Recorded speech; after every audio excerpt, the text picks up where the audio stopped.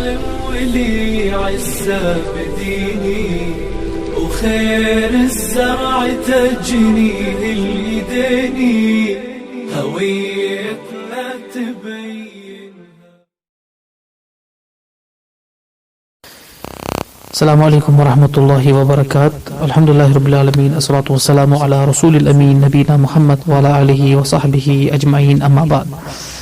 اس کے بعد ہمارا دوسرا سبق ہے، دوسرا چیپٹر اس کتاب کا جو ہم پڑھ رہے ہیں. پچھلے سبق میں ہم نے اللہ تعالیٰ کے متعلق جانا تھا کہ اللہ تعالیٰ کیا ہے. اب دوسرا سبق ہے کلمہ. دوسرا چیپٹر اس کا ہے کلمہ. کلمہ کیا ہوتا ہے، تو کلمہ کے بارے میں تھوڑا سا جانیں گے. پہلا سوال ہے کہ کیا مسلمان بننے کے لیے کلمہ پڑھ لینا کافی ہے؟ یعنی مسلمان بننے کے لیے کیا صرف کلمہ پڑھنا کافی ہے؟ اس کا جواب ہے کہ اسلام میں داخلے کے لیے کلمہ پڑھنا کافی ہے. مسلمان بننے کے لیے کلمہ پڑھنا کافی ہے، بشرط یہ کہ دل سے اقرار ہو.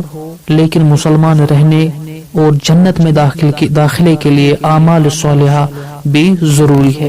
یعنی کوئی انسان یہ نہ سمجھے کہ میں خالی کلمہ پڑھوں گا تو میں جنت میں جاؤں گا، لیکن جنت میں جانے کے لیے، مسلمان رہنے کے لیے اعمال صالحہ بے حد ہی ضروری ہے، عبادات ضروری ہے، عمل ضروری ہے جنت میں جانے کے لیے. دوسرا سوال ہے کیا اعمال صالحہ ایمان کا حصہ ہے؟ جو اعمال کرتے ہیں کیا یہ ایمان کا حصہ ہے؟ اس کا جواب ہے اعمال صالحہ ایمان کا حصہ ہے، بالخصوص یہ ایمان کا حصہ ہے. سوال نمبر 3 ہے اعمال صالحہ کا کیا معنی ہے؟ اعمال صالحہ جو انسان کرتا ہے، مسلمان کرتا ہے، اس کا کیا معنی ہے؟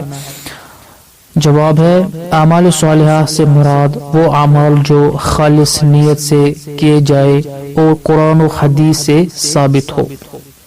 یعنی وہ اعمال کرنی ہے، وہ عمل صالحہ کہلاتی ہے جو قرآن و حدیث سے ثابت ہو اور خالص اللہ تعالیٰ کے لیے ہو.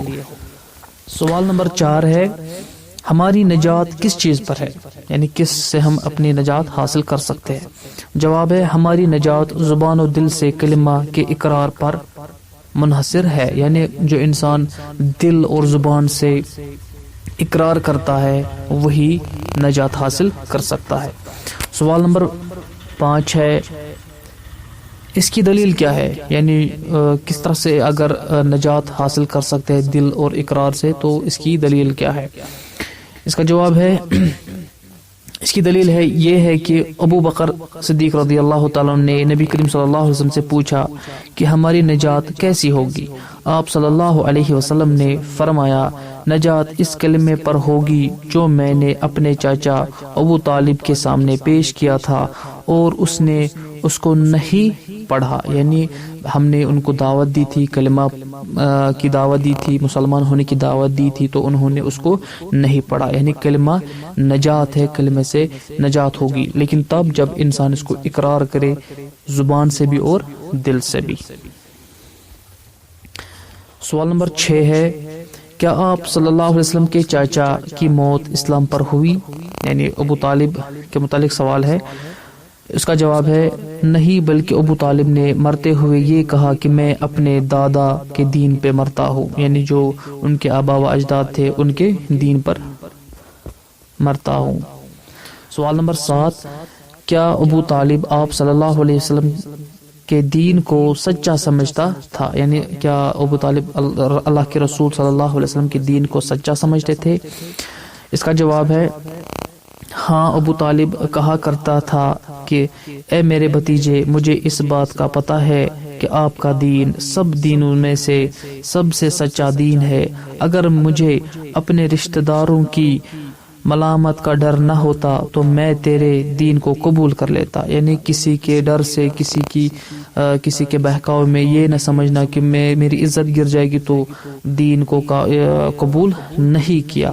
کہا کہ لوگوں کے سامنے میری عزت گر جائے گی، ملامت کریں گے، تو اس وجہ سے انہوں نے دین اسلام کو قبول نہیں کیا.